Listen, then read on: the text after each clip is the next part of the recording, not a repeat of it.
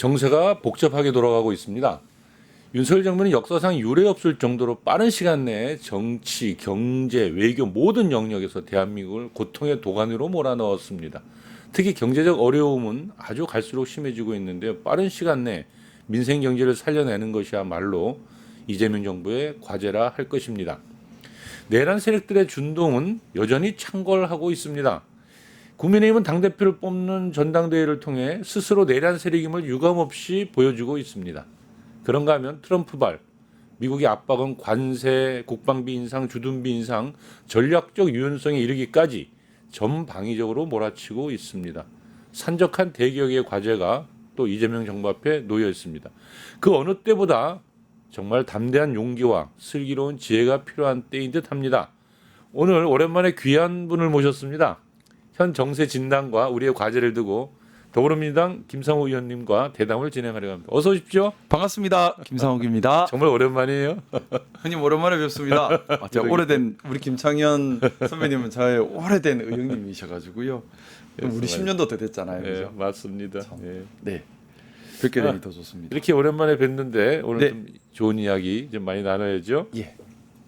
일단 국민의힘 전당대회 아무래도 이제 국민의힘 의원이셨으니까 과거에 이 전당대회를 보는 심정이 좀 또 남다르실 것 같은데 지금 윤석열 계엄을 둘러싼 찬성과 반대로 나눠진 국민의힘 전당대회를 치르고 있어요. 뭐 사실상 찬성과 반대로 나눠졌다라고 보기도 힘들 만큼 예.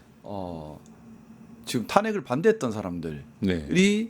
1등, 2등 달리는 분위기 같아요. 거기가 그냥 뭐 1차 네, 선거에서 어떻게 보면 둘러가네? 지금 예. 뭐 조경태 후보 이외에는 뭐 제대로 된 목소리를 내는 사람이 없을 뿐만 아니라 김문수, 예. 장동혁은 누가 더 구구인가 경쟁에 빠뜨려간 것 같습니다. 그렇죠. 어떻게 전혀 반성을 하지 않고 너무나 충격적이에요. 충격입니다. 그러면은 그 전망에 대해서 앞으로 그 당에 대해서는 그냥 너무나 충격적이다 이걸로 그냥 정리를 하는 건가요? 사실 제가 국민의힘에 있을 때 국민의힘이 정상적인 보수 정당으로 기능하도록 만드는 것이 참 중요하다는 생각을 가지고 있었고 그렇게 하기 위한 노력을 많이 했었는데 불가능하다 판단을 했기 때문에 예. 더 이상 보수 정당으로서의 회복이 불가능하다라는 판단을 해서 탈당을 결행을 했었습니다. 예. 그때 제가 보수 정당으로 기능이 불가능하다라고 봤던 여러 가지 이유들이 있었는데요. 그런 이유들이 이번 전당대회에서도 그대로 기능하고 있는 걸 보고 있습니다. 그래서 사실 예상했던 장면이고요. 저는 국민의힘이 더 이상 보수 정당으로 기능할 수 없다. 그리고 보수당이라는 이름을 쓰지 마라. 예. 보수당이라는 이름을 쓸 자격이 이제는 없다. 그리고 더 이상 정당으로서 대한민국을 위해 기여할 부분, 기능할 부분이 없다. 그래서 저는 국민의힘은 이제는 역사의 뒤안길로 사라져야 될 정당이 되었다라고 생각을 하고 네. 여러 차례 말씀을 올렸던 것처럼 국민의힘이 사라져야지만 네. 보수는 위기가 아닙니다. 민주당이 잘하고 있으니까 진보의 위기를 극복할 수 있다고 생각합니다. 진보의 영역 우리 사회에서 너무나 위축되어 있지 않습니까? 예. 저는 지금 계속해서 걱정하고 있는 것이 진보의 목소리가 위축되고 있는 부분입니다. 진보라고 하는 것이 시대 정신을 고민한 여러 가지 도전적 발전적 과제들을 제시하는 것인데 AI와 또 지금 신냉전을 탈피해서 지금 국제 정세가 완전히 새로운 단계로 가고 예. 있습니다. 여기에 대해서 예. 다양한 목소리들이 나올 수 있어야 하는데요. 지금 그런 영역들이 별로 들리지 않아요. 그러니까 우리 사회의 진보적 논의가 많이 침체된 겁니다. 예. 그래서 진보적 논의 활성화를 위해서라도 국민의힘이 이제는 더 이상 기능을 못하니 근데 없앤다는 게요. 예. 뭐 위헌정당으로 억지로 없애고 하는 것도 물론 방법이겠지만 본질적으로는 국민들께서 더 이상 지지를 안 해야 없어지는 겁니다. 예를 들어 국민의힘을 위헌정당으로 해산한다고 해도 간판만 바꿔 달고 또 시작을 할 수도 있는 것이고요. 그렇죠. 국민의힘을 위헌정당으로 해산한다 하더라도 국민의힘 의원들이 의원직을 유지하려고 개혁신당으로 대거 넘어가서 개혁신당을 또 국유화시킬 수도 있는 거예요. 그럴 가능성도 있다. 네, 저는 그럴 가능성도 상당히 크다고 봅니다. 그랬기 때문에 본질적으로는 우리 국민들께서 예. 국민의힘 또는 구구정당이 더 이상 기능하지 않는다. 따라서 더 이상 지지할 필요가 없다. 지지해서는 안 된다라고 생각하시고 지지를 끊어버리시는 것이 가장 중요하다고 생각하고요. 그런 면에서 최근에 뭐 리얼미터 여론조사나 이런 쪽에서 국민의힘 지지도가 다시 올라가고 있는 부분이 좀 저는 우려스럽게 느껴집니다. 예. 제가 그래서 누차 그 말씀을 드리고 있어요. 뭐냐면 야당은 여당 보고 정치할 수 있습니다. 하지만 여당은 국민 보고 정치해야 합니다. 또 국민들의 높은 국정 지지도는 개혁을 완수하기 위한 가장 중요한 원동력입니다. 특히나 우리 이재명 대통령님께서 미국 트럼프와의 협상을 앞두고 있습니다. 트럼프는 지금까지 보면 상대국의 대통령이 지지도가 낮으면 그걸 10분 활용하고 압박합니다. 뿐만 아니라 상대국의 지도자가 높은 지지도를 얻지 못하게 방해를 놓은 다음에 협상에 임하는 전략을 늘 추구해 왔습니다. 달리 말하면 이재명 대통령님께서 높은 지지도를 얻지 못하시면 트럼프와의 협상에서 트럼프와 장난질 칠 수 있는 여지가 커지는 겁니다. 이런 여러 가지 면을 고려해서라도 개혁과제 완수 또 지금 급변하는 국제 정세 속에서 우리의 국가 이익을 지켜나가기 위해서라도 이재명 대통령님의 높은 국정 지지도는 반드시 필요하고요. 이걸 위해 해야 될 역할은 뭐 국민의힘을 비난하는 것도 중요하겠지만 그것보다는 우리가 더 민주당이 더 건강하게 더 민주적으로 더 잘 해내가는 것입니다. 예, 알겠습니다. 예. 이 국민의힘의 전당대회를 여쭤봤더니 예, 민주당이 잘해야 된다로 결론을 내렸습니다. 저는 요새 막 밤잠이 안 와요. 어떻게 자꾸 지지도가 출렁이니까요. 뭐 지지도야 저는 도리어 지지도 걱정을 안 합니다. 그러니까 뭐 또 굵게 가면 된다 보는데 근데 지지율의 얘기가 나온 김에 그럼 그거 한번 내가 여쭤보겠습니다. 대통령의 지지율이 출렁일 정도로 이 요번에 8.15 특별 사면에서의 조국 사면이 문제가 됐다라는 식으로 언론에 많이 나오고 있는데요.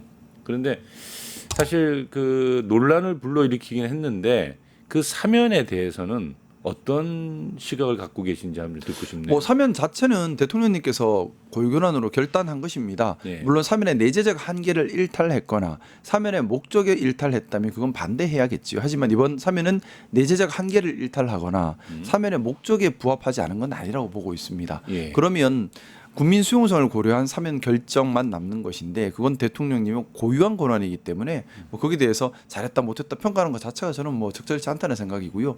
중요한 것은 사면을 받은 사람들의 태도라고 생각합니다. 그게 제일 중요하다고 생각해요.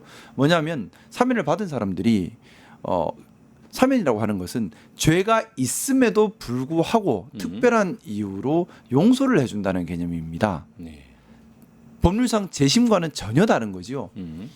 재심이라고 하는 것은 억울한 사람이 뭐 증거가 잘못되었거나 또는 공소사실이 잘못되었다는 것을 다시 재판을 받아서 억울함을 밝히는 과정이 재심입니다. 따라서 재심 같은 경우는 재심 승소하면 국가가 배상도 합니다. 왜냐하면 국가가 사법권을 잘못 썼어 미안해 하면서 배상도 합니다. 하지만 사면은 그게 아니에요.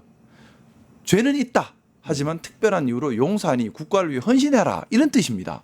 전혀 다른 의미인 거예요. 예. 근데 그렇다 그러면 사면을 받은 분들은 기본적인 마음가짐이 내가 잘못이 있음에도 불구하고 국가가 특별한 이유로 용서를 해줬으니 겸손한 마음으로 낮은 자세로 국가와 국민을 위해 더 헌신하겠다. 이런 낮은 자세에서 받드는 태도 취해야 된다고 생각합니다. 특히나 이번 사면 같은 경우는 이재명 대통령님께서 많은 비판이 있을 것을 충분히 예단하고서도 용기 있게 결정하신 일이거든요. 자, 그러면 그렇게 위험 부담을 안고 정치적 부담을 안고 사면이라는 결정을 내렸으면 사면을 받은 사람들은 더 겸손하게 더 낮은 자세로 더 국민을 받들려는 태도를 취하는 것이 당연한 사면을 대하는 사면 받는 사람들의 태도여야 한다고 생각하고요. 그게 아니라 만약에 승리자의 자세가 되거나 내하의 억울함이 밝혀졌다가 되거나 뭐 그런 형태가 돼버리면 이거는 사면의 목적에도 맞지 않고요. 억울하면 재심 신청을 해야 합니다. 알겠습니다. 근데 그렇게 태도를 잘못 취해버리면 이제 그런 장면을 보고 있는 국민들 입장에서는 불쾌하실 수 있지요. 사면이라는 게 그런 것이 아닌데라고 보시기 때문에 불쾌할 수 있고 또 잘못한 게 맞는데 어떻게 저렇게 당당하지라고 불쾌할 수 있습니다. 그렇게 되면 어렵게 사면을 하신 대통령님께서 정치적 부담이 더 커지는 겁니다. 알겠습니다. 그렇기 때문에 사면 받은 분들께서 좀 겸손하게 헌신적인 예. 모습을 보여줘야 된다. 국민들을 정말 받들겠다. 낮은 자세로 국민들을 받들겠다. 겸손하게 받들겠다. 그리고 사면을 특별한 용서를 해준 알겠습니다. 국민들의 의사에 감사하다는 마음으로 접근을 해야지 마치 승리자처럼 예, 해서는 안 알겠습니다. 된다는 생각입니다. 그런데 그 사면 명단에 또 윤미향 전 의원님 이름이 올랐어요. 근데 이거 안철수 의원은 이재명 대통령 앞에 1인 시위까지 하면서 막 이름을 들고 있었는데 사실 한평생 위안부 할머니와 싸운 분이잖아요. 그러니까 지난 정부 아주 난도질을 당했는데 그러니까 윤 전 의원 같은 경우는 그 사면은 아까 잘못이 있어서 용서받은 것이다라고 하셨는데 억울하다라고 하는 측면도 분명히 존재하는 분들이 있지 않습니까? 그런 부분들은 사실은 재심 신청을 하셔야 되는 것이고요. 예. 그게 법치주의의 법적 안정성과 연결되는 겁니다. 네. 억울하다고 하는 것은 판결이 잘못했다는 얘기지 않습니까? 네. 판결을 잘못했다면 그때 할 수 있는 것이 재심 신청입니다.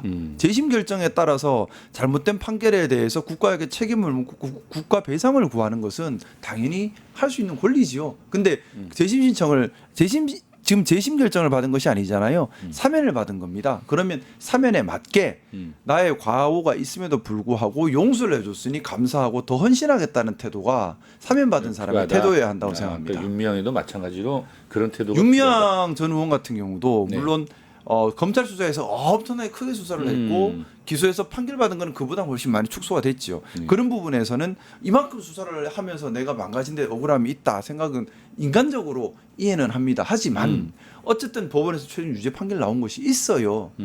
그리고 그 유죄 판결 나온 것에 대해서 사면을 한 겁니다. 그렇다면 이 유죄 판결 나온 것이 억울하다면 재심 신청을 해야 될 문제인 것이고요. 이 유죄 판결 나온 것에 대해서 사면을 받았다면 마찬가지로 감사한 마음으로 헌신하겠다라는 낮은 자세와 겸손한 자세를 취해야 한다고 생각합니다. 그게 사면의 네. 취지인 겁니다. 알겠습니다. 억울하면 재심 신청을 해야 돼요. 아니, 알겠어요. 여러분 뭐 비슷한 말씀을 하셔서 그건 됐고요. 근데 사실 우리가 조희대의 판결을 보기도 했는데 사실 사법부가 늘 올바른 판단을 하고 있는 건 아니잖아요. 특히나 이제 정치적으로 공격을 받고 그리고 상세할 정치 검찰들에 의해서 이 아주 불합리한 이 상황에서 수사를 받고 또 재판으로 넘어왔고 또 재판부의 판결로 유죄가 되면 항상 그 재심 외에는 그건 다 그 사람 잘못한 것이다 이렇게 볼 수는 자, 없는 거 대한민국은 법치주의 국가입니다. 예. 그리고 저도 변호사를 했지만 모든 판결에 대해서 평사 피의자들 피고인들 중에 인정하는 사람 잘 없습니다. 물론 그렇겠죠. 예, 심지어 다 사람을 억울하다. 살인한 사람도 자신의 이유가 다 있습니다. 음, 그런데 정치인들에 한해서 음, 특별한 용서를 해주기 시작하면 그건 국민 법 감정에 맞지 않는 일이 됩니다. 그리고 억울하니 용서해준다. 그러니까 재심 신청 절차가 있음에도 불구하고 재심 결정을 받지 않고 단순히 정치인에 한해서 용서를 해준다가 반복되면 누가 국가의 법 판단에 따르겠습니까? 법원의 판단은 한쪽은 지는 쪽은 또는 유죄 판단을 받는 쪽은 늘 억울합니다. 그렇기 때문에 재심이라는 절차가 있는 거고요. 알겠습니다. 그리고 이제 물론 대법원에서 내리는 판결이 우리의 국민의 법감정에 안 맞는 부분도 분명히 있을 수 있습니다. 그건 우리가 앞으로 제도를 가다듬어 가야 될 부분인 것이고요. 예. 안 맞다고 해서 다 우리가 인정을 하지 않아 버리면 국가의 법적 안정성 자체가 흔들려 버릴 수 있습니다. 예, 네, 그럼 충분히 이해가 되겠습니다. 다음 주제로 넘어가겠습니다. 김건희 특검 수사가 이제 진행될수록 기막힌 일이 한둘이 아닌데요. 16개 혐의로 시작된 수사 아닙니까, 사실. 근데 이제 김 여사를 이제 구속시키면서 정점을 향해 달려가고 있는데요. 의원님이 보실 때는 이 혐의들 중에 가장 심각한 게 뭐냐? 뭘로 보세요? 이 보면 뭐 이제 나토 순방 목걸이 또 뭐 윤석열 대통령의 허위사실 공표 의혹 또 삼부토건 주가 조작 코마라 컨텐츠 뇌물 의혹 뭐 집사 게이트 양평고속도로 막 말을 하면 한도 끝도 없이 많은데 이 중에서 가장 이건 심각하다 이렇게 보시는 게 있습니까? 사실 하나하나가 대형 게이트급이에요. 그렇죠. 하나하나가 대형 게이트급이고 사실 김건희 특검은 혐의 사실 하나하나가 특검감이에요. 16개 특검을 만들어야 그래서 제가 되네. 계속 이제 그 얘기를 하고 있는데 김건희 특검은 특검 기간 연장해야 합니다. 물리적으로 특검이 이걸 다 할 수 없을 정도로 범죄가 너무 많아요. 방대해요. 네. 물리적으로 시간이 부족합니다. 그래서 특검 기간 연장이 필요한 것이 김건희 특검이다. 저는 우선 그렇게 말씀드리고 수사 인력도 더 보강돼야 되고요. 하나하나가 게이트급이라서 그래요. 근데 그 중에서도 뭐 저 개인적으로는 유독 좀 더 관심이 가는 것이 뭐 서희건설, 통일교 연결되어 있는 목걸이 건 이게 모르겠습니다. 왜 그쪽이 유독 관심 중 하나요? 서희건설이 네. 그냥 목걸이를 줬을까요? 그냥 목걸이를 주진 않았겠죠. 뭔가 이유가 있겠지요. 서희건설은 왜 그걸 주고 무슨 대가를 받으려고 했을까요? 자기 뭐 사위 뭐 이렇게 한 자리 주려고 했다 이렇게 얘기하고 단순히 있고. 그것만 있겠습니까? 그러니까요. 그것만으로는 안 될 것 같아요. 서희건설이 그동안 많은 전국의 부동산 사업을 벌리면서 여러 가지 의혹들이 참 많았던 회사입니다. 또 예전에 다수의 부동산 관련된 피해자를 남겼을 때에 수사가 제대로 되지 않고 무마된 적도 여러 번 있었던 것으로 알고 있고요. 자, 이런 부분들이 그냥일까요? 라는 의심이 들고요. 네. 또 서희건설과 통일교의 관계. 네. 아, 서희건설과 통일교. 예, 서희건설과 통일교가 음. 모종의 관계가 있다라는 여러 가지 이야기들을 저도 많이 듣고 있는데요. 그렇다면 다 연결이 되는 겁니다.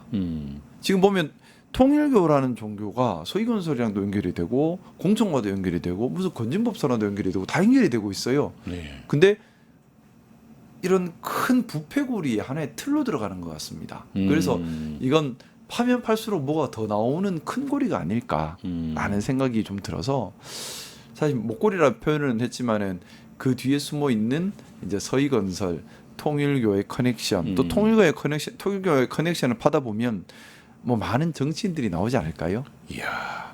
그러면 지금 이 권성동 뭐 예. 전 원내대표님이 무슨 그거 맞는지 모르겠네. 뭐 뉴스 보도 보니까는 통일교가 운영하는 골프장에 가서 골프를 쳤다 뭐 이렇게 떠나오던데 예. 맞나요? 모르겠습니다. 저한테 물어보면 되겠습니까? 뭐 그런 이 목걸이가 그러면 이 그런 그 통일교와 서희건설 그리고 수많은 정치인들의 파고 들어갈 수 있는 비리의 시작점이지 빙산의 않나? 일각으로 있다. 네. 그런데 그 점을 좀 더 파고 들어가려면 현재 특검 기간으로는 어렵다. 좀 더 기간을 길게 잡아서 깊이 파봐야 된다 이런 것이죠. 저는 이번 기회에 이런 부패의 고리를 발본색원했으면 하는 바람입니다. 권력을 사적으로 남용하고 국가 이익에 반해서 자기 사리사욕을 채우는데 들어간 것, 그리고 또 일부 종교 집단 또는 부정한 집단들이 정치 권력을 정말 함부로 사유화 시켰던 거지 않습니까? 그런 것들에 대해서 반드시 밝혀내야 한다고 생각하고요.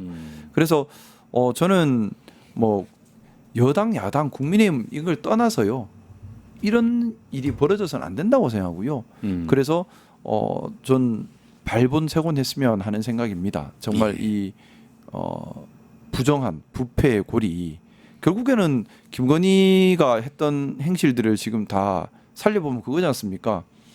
권력을 통해서 부정한 경제적 이익을 취하려고 했고 그런 부정한 경제적 이익을 취하려는 사람들끼리 모였고 그 사람들끼리 뭔가 자꾸 작당을 하다가 사고가 터졌고 그렇죠. 그걸 무마가 안 되니까 결국 계엄까지 터뜨린 예, 거지 않습니까? 맞습니다. 그러면 본질은 부패인 겁니다. 그러니까 부패 가담한 사람들을 다 밝혀내야죠. 그렇죠. 그러니까 이제 그런 그 여러 가지 부패 스캔들을 전체적인 하나의 이제 커넥션으로 형성되어 있는 것들을 이제 파헤쳐야 되는 건 분명한데요. 그 출발점이 저희 보니까 이 가족 범죄단으로부터 출발한다라는 느낌을 많이 받거든요. 오늘 이제 이 앞에 잠깐 인물 탈곡기 중에 김건희를 털면서 그 엄마 최은순 이야기를 쭉 이제 했는데요. 사실 그 엄마 최은순과 오빠 김진욱, 김건희로 이루어져 있는 그 가족들이 끊임없이 어렸을 때부터 이 배워온 게 엄마로부터 사기와 특혜와 뇌물을 배웠나 할 정도로 아주 그 점철돼 있다라는 것이죠. 근데 이 가족들에 대해서 소위 말하는 이제 가족 범죄단에 대해서는 하실 말씀이 좀 있습니까? 글쎄요, 뭐 가족 범죄도 크겠지만은 뭐 예. 저의 주 관심은 예. 물론 뭐 그거는 다 밝혀질 일이겠지만 제가 계속해서 드리는 말씀이지만 윤석열, 김건희로 한정해서 끝내서는 안 된다는 겁니다. 그러니까 빙산의 일각이라는 표현을 쓴 것이 가족 범죄로 이것도 참 흥미로운 수제긴 하지만 가족으로 한정해서도 안 되는 겁니다. 그렇죠. 여러 이익 집단들이 다 모여 있는 거예요. 그러니까 제가 보니까 이런 느낌인 거죠. 가족으로부터 출발을 했는데 이 사람들이 권력을 잡아버린 거예요. 그러면서 그렇게 자그맣게 하던 범죄가 아주 이제 전 국가를 상대로 온갖 것을 다 연결된 게 아니냐, 뭐 이렇게 보인다는 거죠. 그렇게 볼 수도 있죠. 일단 그거는 이제 특검 조사 결과에 따라서 네. 더 밝혀질 부분이 아닌가 생각이 들고요. 좋습니다. 네. 근데 뭐 김건희는 그렇고요. 네. 윤석열의 내란 특검 한마디로 현재 이 사람이 재판이나 수사를 다 거부하고 있지 않습니까? 이 뭐 결과 판결하는 데는 아무 뭐 영향이 없겠죠, 그래도. 윤석열 본인을 처벌하는 데는 충분한 증거가 지금 있다고 생각합니다. 그러니까 근데 재판을 안 받거나 뭐 수사를 안 받아도 상관없다는 더 거죠. 죄질이 나빠지죠. 근데 윤석열이 지금 저렇게 버티는 것이 수사에 네. 협조하나 협조하지 않느나 이러나 저러나 무기징역이다는 생각 때문일 수도 있지 않을까. 그러면 법리 다툼을 해봐야 의미가 없고 잘못했다고 빌어도 의미가 없고. 그러니 본인이 뭐 본인 마음대로 때깔 부리고 하면서 뭔가 정치적 변화, 뭔가 좀 저항하는 모습으로 남겠다. 정치적 변화를 통한 사면이나 또는 뭐 히틀러의 재림 같은 그런 현상이 벌어지면 자기가 길이 있지 않을까라는 막연한 생각으로 그러고 있는 것 같고요. 내란 특검의 본질은 어떻게 보면 윤석열을 벗어났다고 봅니다. 윤석열을 처벌하는 건 당연한 것이고, 예. 그건 당연한 것이고. 윤석열뿐만 아니라 관련된 사람들, 예. 뭐 지금 추경호 원내대표 관련성이 있다라는 얘기가 지금 나오고 있고요. 예. 뭐 그 수사가 진행 중이지 예, 않습니까? 그렇죠. 또 한독수에 대한 음. 처벌뿐만 아니라 군에서 이제 이 수사 과정에서 밝혀질 겁니다. 국가와 국민에게 충성하면서 소극적으로 저항했던 명예로운 불복종을 선택했던 군인들도 있을 것이고, 그렇겠죠. 반대로 국민을 배신하고 알량한 권력을 잡고자 국민에게 총을 겨누는 일에 앞장섰던 군인들도 있을 겁니다. 있겠죠. 그런 사람들이 이제 구별해서 찾아내야 되는 거지요. 이런 부분들이 내란 특검의 지금의 핵심 부분이다. 그러니까 주범은 이미 됐고 네. 이제 관련자들을 내란 색출해내는 세력들을 다 그렇지요. 잔당을 다 처리해야 되는데 예. 그런데 그 사실 그날 당일날 국민의힘이 어떻게 그 표결에서 속속 협조했는가가 드러나고 있는 중인데 추경호 원내의 지시를 따르지 않고 본회의장으로 때 뛰어들어가셨지 않습니까? 그거 상황을 좀 아실 텐데 네. 들어오는 걸 다 대부분 다 못 들어오게 방해하는 지시가 막 떨어졌던 거죠 그때. 뭐 방해하는 지시라기보다는 좀 상식적이지 않죠. 뭐냐면 우리 포고문을 보면 반헌법, 불법, 잘못된 비상계엄이라는 거 누구나 알 수 있지 않습니까? 그렇죠. 이건 예. 비상계엄 발동 요건에 맞지도 않거든요. 다 알 수밖에 없어요. 그러면 또 비상계엄을 풀 수 있는 것은 국회밖에 없다. 국회에서 풀지 못하면 당장 내일 시민들이 저항할 수밖에 없고 시민들이 피를 흘려야 된다는 걸 눈에 보이는 상황입니다. 근데 그러면 국회의원들이 당연히 국회로 가야 되는 뛰어와야죠. 거죠. 또 네. 계엄군이 깔렸으면 더더욱 더 뛰어 들어와야죠. 뭐 잘못하면 못 들어올 수도 있으니까 더 빨리 들어와야 되는 거죠. 그러면 당연하겠지만 국회 본관으로 모여라가 상식입니다. 그리고 국민의힘 의원총회를 저는 국회 본관 밖에서 한 걸 본 적이 없습니다. 그렇죠. 늘 의원총회는 국회 본관에서 했었는데 왜 그날 만 당사로 오라는 얘기를 하는지, 또 더 웃긴 건, 더 이상한 건, 아니 원내대표인데 왜 본회의장에 한번 와보지를 않지요? 그리고 더 이상한 건, 그래서 의원들을 당사로 불러놓고선 또 의원실 본인은? 의장님께는 시간을 1시간을 달라고 합니다. 하고 그리고 본인은 와보지도 않습니다. 그러니까요. 자, 이게 근데 그 사이 윤석열과 통화를 하고 한독수로 통화를 하지 그러니까. 않습니까? 안부 인사를 물었겠죠. 그 사이에 한독수는 7분 동안 통화했다 하더라고요. 자, 이걸 우리가 종합해 보면, 뭔가 작전을 함께 짰다. 근데 이제 우리 일반 상식적으로 예. 또 뭐 충분히 의심되고 사실은 의심을 넘어서 거의 확신 단계까지 가는데, 근데 문제는 지금 내란 특검에서 하는 건 형사 처벌을 위한 절차를 가고 있는 거죠. 그렇죠. 그러려면 법원에서 유죄 판결을 하려면 합리적 의심의 여지가 없는 정도의 입증이 이루어져야 합니다. 그렇죠. 형사 판결은 쉽게 나가지가 않거든요. 예. 형사 판결은 합리적 의심의 여지가 없는 입증이 이루어져야 하고, 그럼 우리가 지금 얘기한 것은 합리적인 유죄 의심을 하는 단계까지. 의심이죠. 예. 근데 그러면 합리적 유죄, 이게 말이 좀 다른데, 이제 예를 들어 추경호 원내대표 쪽에서 야 그건 사실 말이야 이렇고 저렇고 저래서 저래라고 변명을 하겠죠. 예. 그게 그럴 수도 있겠네가 돼버리면 무죄가 돼버리는 겁니다. 그렇네요. 그렇기 때문에 특검에서는 이걸 합리적 의심의 여지가 없을 정도로 입증할 증거들을 찾아서 준비하는 것이 되게 중요한 테마인데, 예. 통화를 했다고 하는데 통화 내용 녹음된 게 없잖아요. 알 수가 없고. 그러니까 결정적인 게 하나씩 조금 아쉬운 거예요. 그러다 보니까 특검이 지금 정말 예리하게 수사를 해야 하고, 또 하나는 특검에서 이럴 때 피의자들이 자기 방어를 위해서 하는 주로 형사 방어 방법이 수사기관의 위법 절차를 자꾸 유도합니다. 그걸 왜냐하면 위법 절차가 있어버리면 유죄 증거가 나와도 효과 쓸 수가 없게 되거든요. 무효가 돼버려요. 예. 이제 그런 걸 자꾸 유도해 들어가거든요. 그래서 특검에서 각별히 예. 절차의 신중함을 기하고 합법적인 법 집행을 하면서 예리하게 들어가야지 끝에 우리가 유죄로 처벌하는 결과까지 갈 수 있지 않을까. 우리의 합리적 의심이 예. 입증을 해야 되는군요. 그렇죠. 증거가 있어야 그게 된다는 이제 게. 특검의 놓인 큰 어려움이네. 과제고요. 예. 특검에서 그래서 고생을 정말 많이 하고 있는 것 같아요. 그래요. 보니까 우리가 많이 응원해줘야 됩니다. 우리가 어려운 일 하고 있는 예, 누구나 보면 한덕수나 추경호나 다 뭔가 같이 그날 이 방해하고 계엄 해제 표결을 못하게 막고 하려고 노력했는데 저는 한덕수가 키맨 같아요. 그죠? 한덕수가 예. 한덕수가 내가 사실 추경호랑 이런 이야기를 했고 윤석열과 이런 이야기를 했고 그렇게 다 불어주면 내가 잘못했습니다. 반성하겠습니다 하면 예. 이게 쫙 풀릴 것 같거든요. 왜냐하면 한덕수가 다 역할을 하는 것 같아요. 그럴 리가 없잖아요. 근데 그 좀 그럴 수도 있다고 봐요. 왜냐하면 자백할 수도 있다. 왜냐하면 예. 윤석열은 이러나 저러나 무기징역인데 한덕수는 아니에요. 벗어나야 되니까. 수사에 적극 협조하면 형량이 많이 내려갈 수 있고요. 음. 수사에 협조 안 하면 확 올라갑니다. 그러면 적극 협조하는 게 본인을 위해 좋지요. 이제는 한덕수가 좀 본인 살 길 생각하면서 한덕수가 자기 본인 살 길을 찾아야 한다. 예, 본인 살 길을 그게 또 국민에 대한 예의지요. 예. 저는 지금 국민의힘에서 예를 들어 참고인 조사에 응하는 국회의원들을 공개적으로 비판하고 있다는 얼마 전에 기사를 봤는데 되게 국민에 대해서 도리가 아닙니다. 국민들께서 12월 3일 내란으로 인해서 얼마나 고통스러우셨으며 그리고 이 특검이라고 하는 것은 국민들의 염원으로 이루어지고 있는 겁니다. 도대체 네. 어떤 일이 있었는지에 대한 조사를 하는 거죠. 근데 그 조사받으러 가는 국가의 사법 기능을 가지고 비판을 한다. 그건 저 윤상현 의원 때 했던 말이 있잖아요. 1년이면 다 잊어버린다. 그것 때문에 그런 거 아닐까요? 우리 잊어버리면 안 됩니다. 그러니까 절대 잊어버려서는 되죠. 안 되고요. 어쨌든 저는 한독수가 네. 수사에 좀 적극 협조해서 음. 윤석열과 나눈 이야기, 또 최상목과 나눈 이야기, 또 추경호 원내대표가 나눈 이야기 이야기를 다 등등등등을 상세하게 고상하게 밝혔으면 그게 좋겠다. 국민에 대한 도리입니다. 예, 알겠습니다. 아까 앞에서 잠깐 말씀하실 때 지금 우리 이제 하루 이틀밖에 이제 안 남았어요. 이제 우리 그 이재명 대통령이 한미 정상회담을 백악관에서 엽니다.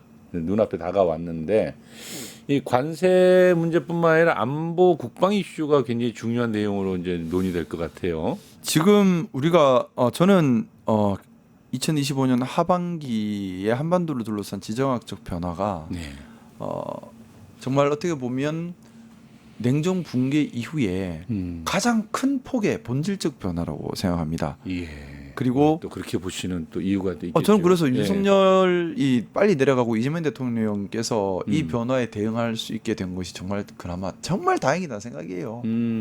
왜냐하면 이거 윤석열이 대응할 수 있는 수준이 아니에요. 그렇죠 지금. 자, 본질적으로 변화하고 있는 겁니다.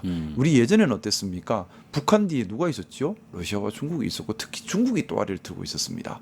우리나라 뒤에 미국과 일본이 있고 그러면서 마치 대륙 세력과 해양 세력 또 사회주의와 자본주의가 한반도에서 충돌하는 형국이었어요. 예. 대리전의 위험도 아주 컸었고요.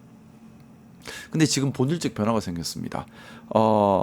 일단 지금 보면 미국과 러시아가 손을 잡아요. 러시아와 북한이 손을 잡아요. 그러면서 중국이 고립됐습니다. 중국이 그래서 북한에 화를 내요. 그리고 올해 초 같은 경우는 중국과 북한 관계가 매우 안 좋았습니다.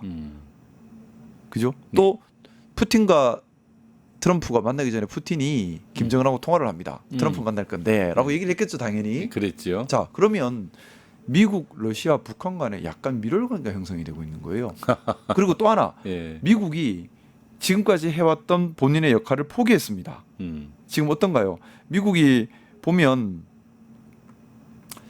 이번 관세도 보면 알짤없이 정리하잖아요. 근데 관세뿐만 아니라 안보 분야도 마찬가지입니다.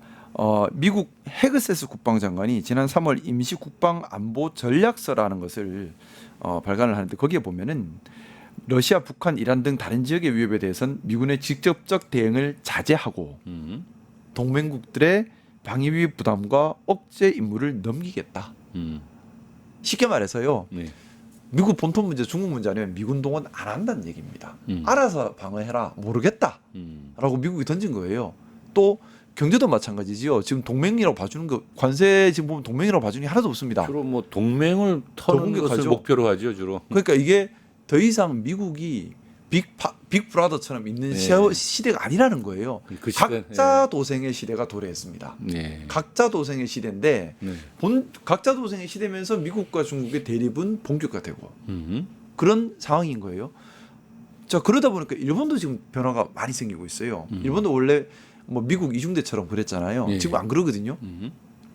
미국 이시바 총리가 그 지금 보면 전반적으로 보면 우리나라에 아주 유화적 제스처를 계속 보내고 있습니다. 새로운 한일 관계 정립에 대해서 관심이 정말 많습니다. 왜 그러냐 하면 예. 미국만 바라보고 살 수 없게 됐기 때문에 일본도 일본의 길을 가야 하는데 일본 혼자 길을 가자니 힘이 버거운 거예요.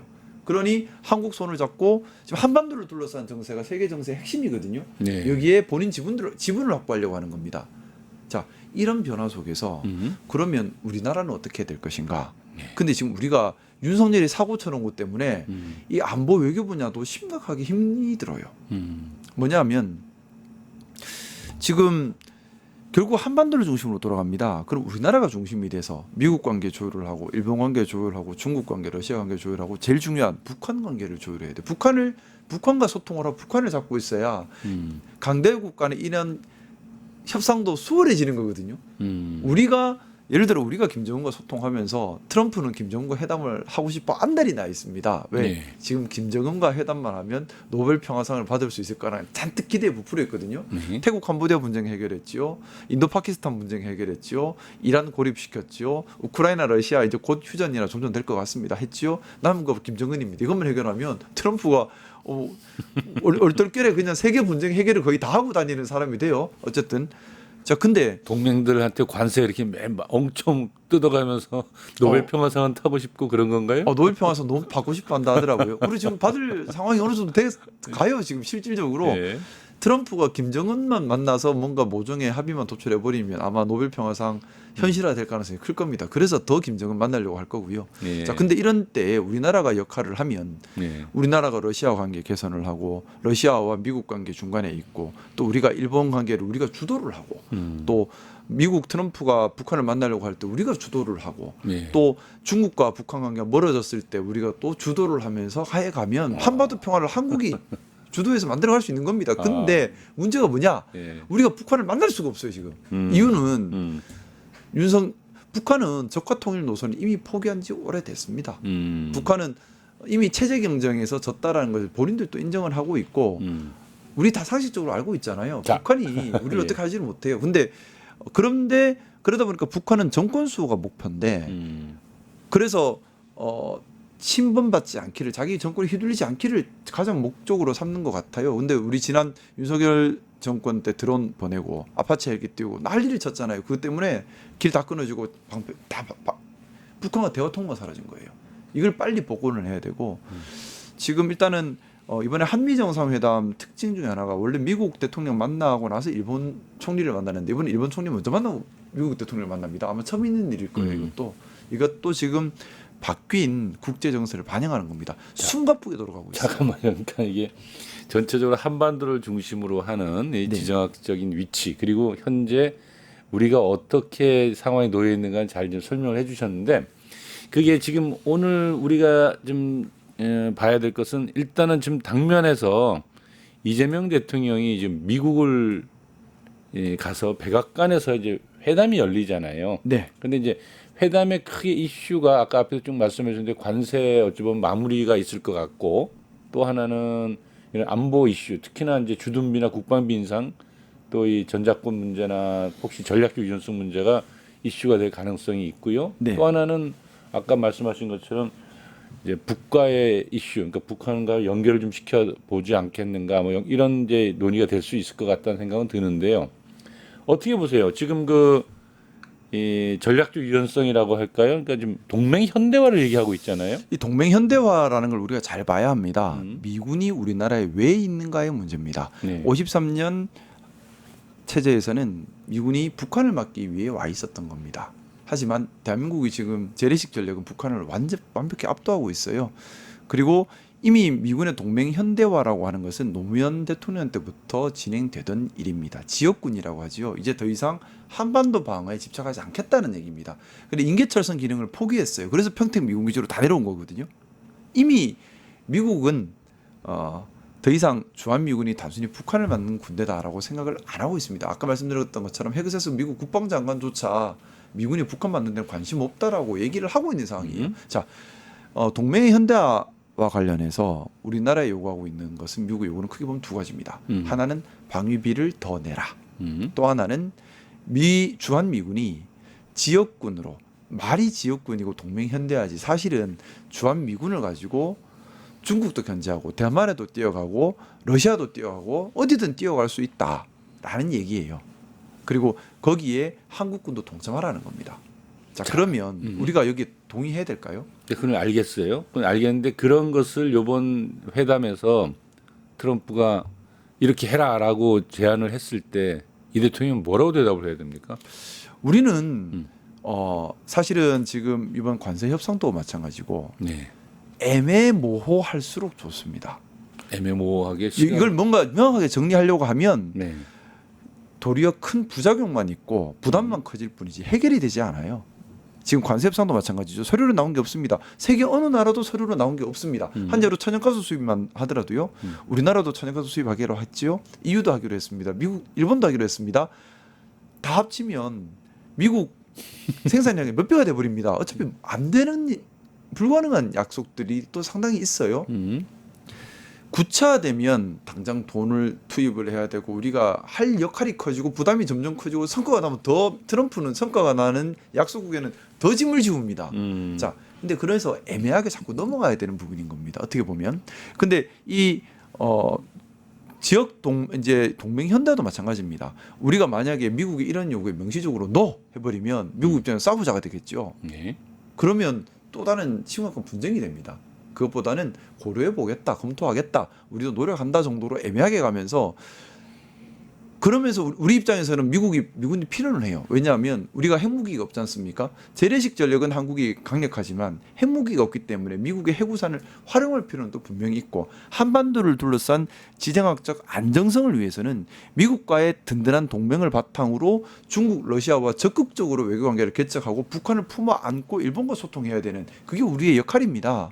그러면 미국의 요구가 과할지라도 정면에서 반박하는 것은 이거는 위험한 일이에요. 그러니 일단 뭐 검토하겠다, 고려하겠다 하면서 우리가 마스크 프로젝트를 다시 집중적으로 얘기를 해야 된다고 생각합니다. 왜냐하면 미국 입장에서 미국의 군사력은 해군에서 나오지 않습니까? 전 세계 바다를 잡고 있는 해군에서 나옵니다. 근데 다들 아시고 계신 것처럼 미국은 더 이상 군함을 건조할 능력도 없고 수리할 능력도 없고 또한 최근 한 5년, 6년 기준으로 본다면 중국이 최신 전투함을 훨씬 많이 찍어내고 있습니다. 물량 공세지요. 물론 개별 함정의 전투력은 미국이 압도적으로 우세하지만 물량은 중국이 압도적으로 우세한 겁니다.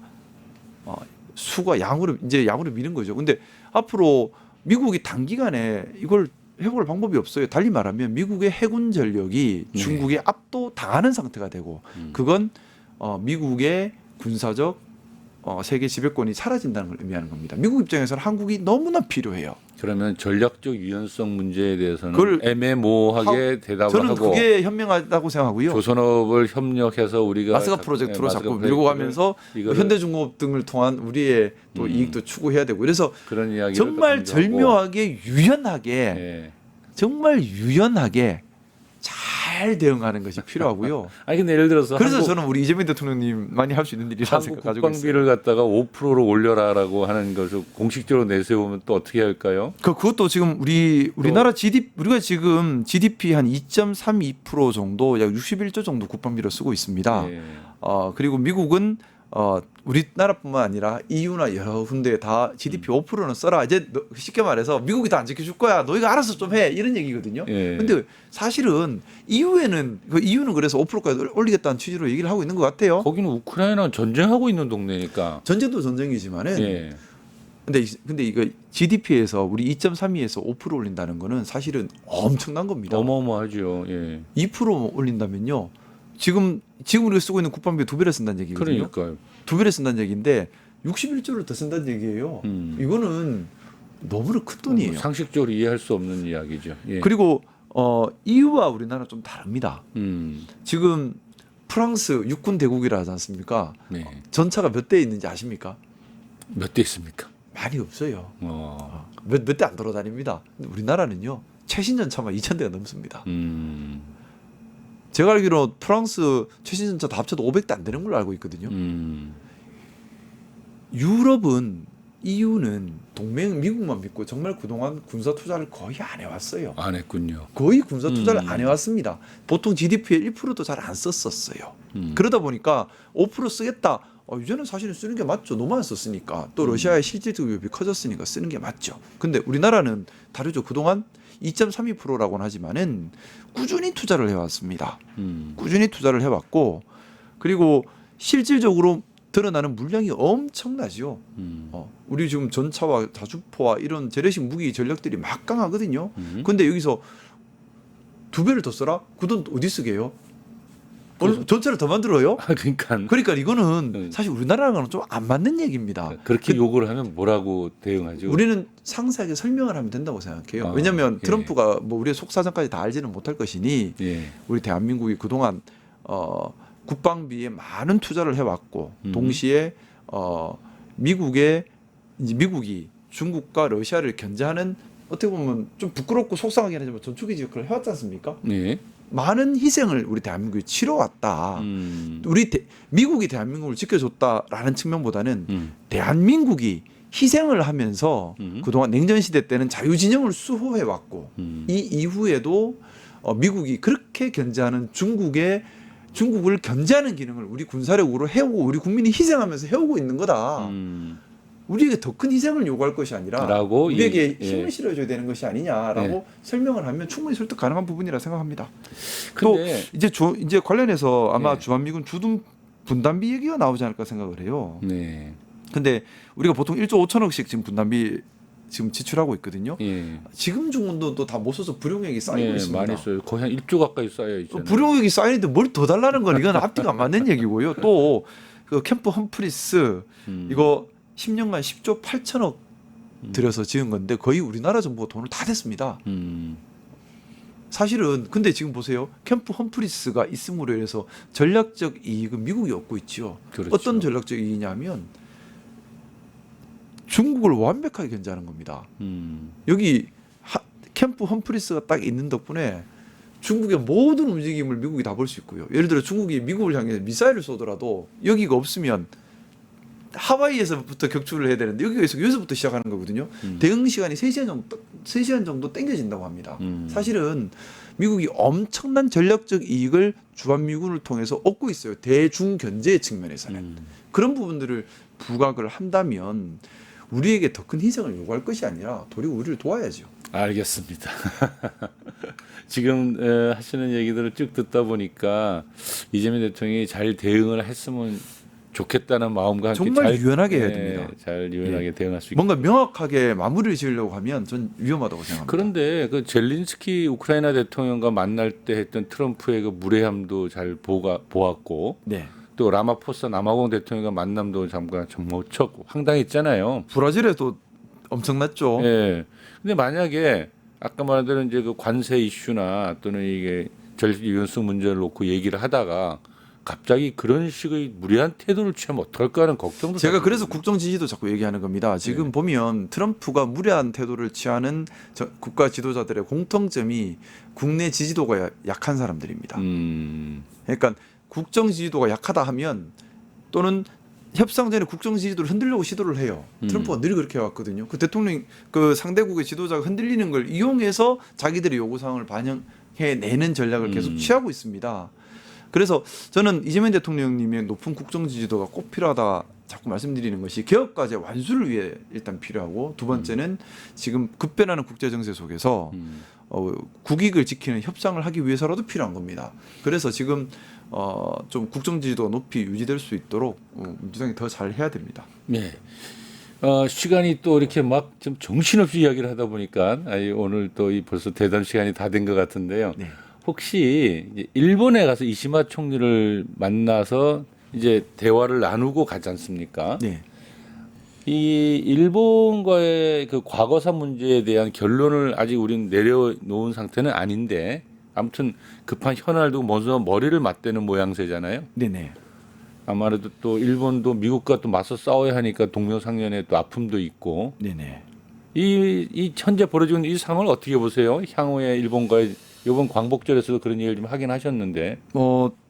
마찬가지로 전혀 좀 다른 세상으로 또 가고 있는 것 같아요. 우리 예전에 김대중 대통령 계실 때 김대중 오부치 선언 있었지 않습니까? 있었죠. 예. 김대중 오부치 선언 때 한일 관계가 제일 좋았다는 얘기를 많이들 하더라고요.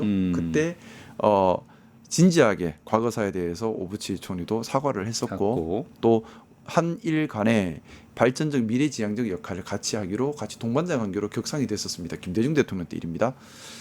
그리고 그 힘을 바탕으로 한국과 일본이 힘을 합쳐서 미국의 좀 무리한 요구에는 같이 저항도 하고 하는 분위기가 형성이 됐었어요. 그러다가 아베 총리가 집권하면서 다 판이 뒤집어져 버렸거든요. 그렇죠. 예. 자, 근데 지금 뭐 제가 좀 알고 있기로는 일본의 이시바 총리가 본인의 정치적 공부감 때문일지는 모르겠지만 또 미국의 저런 태도 때문일지는 모르겠지만 상당히 전향적 자세를 취하고 있는 것으로 얘기를 듣고 있습니다. 아무래도 일본 국내 정치적으로는 일본에도 구구정당이 지금 문제가 되고 있어요. 참정당이라는 구구정당이 득세를 하면서 자민당이 구구정당을 막는 역할을 하는데 지금 전력을 하고 있다고 하거든요.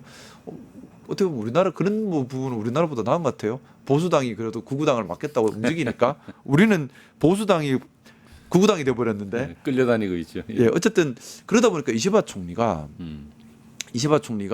한국과의 발전적인 협력에 대한 관심이 많은 것으로 지금 얘기를 듣고 있습니다. 자, 그래서요. 사실 지금 전략적 유연성을 잘 활용하면서 한반도 정세를 잘 활용하면 저는 좀 제 바람이긴 합니다.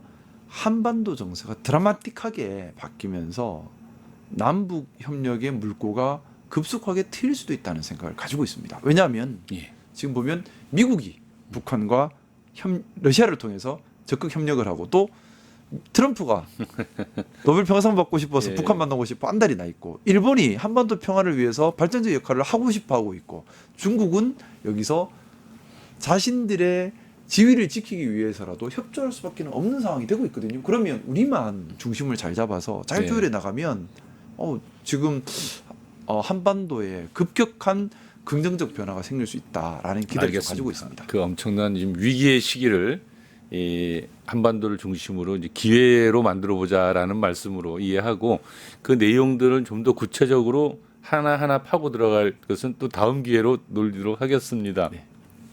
대담을 마치려고 하는데요. 네. 워낙 이제 까다롭고 쉽지 않은 주제들이었는데 편하게 해주셔서 감사하고 마지막으로 좀 시민들께 덧붙일 말씀이 있으면 짧게 듣고 마치도록 하겠습니다. 네.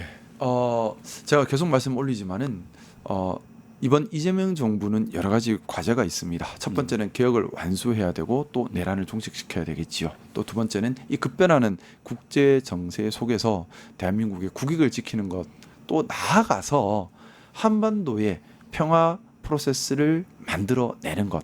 그리고 이걸 우리가 하고 싶다고 할 수 있는 것은 아니거든요. 지금 근데 환경이 되고 있습니다.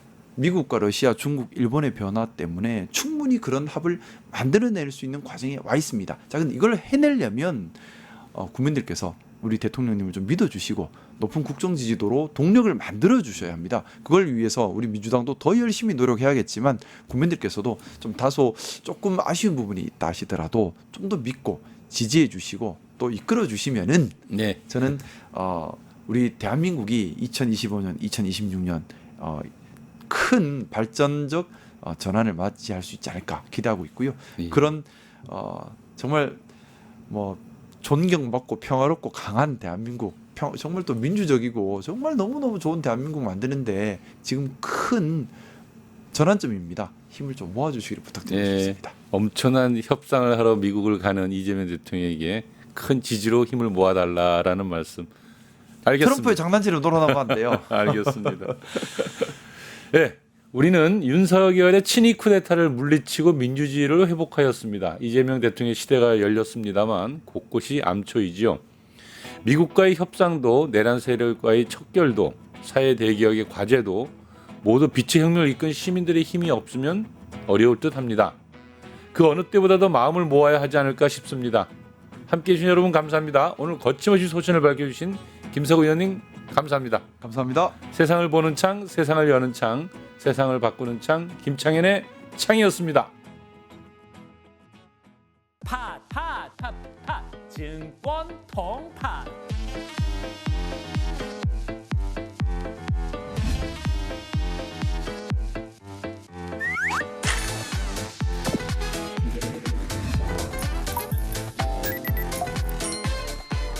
매일 낮 12시에 많은 참여 바랍니다.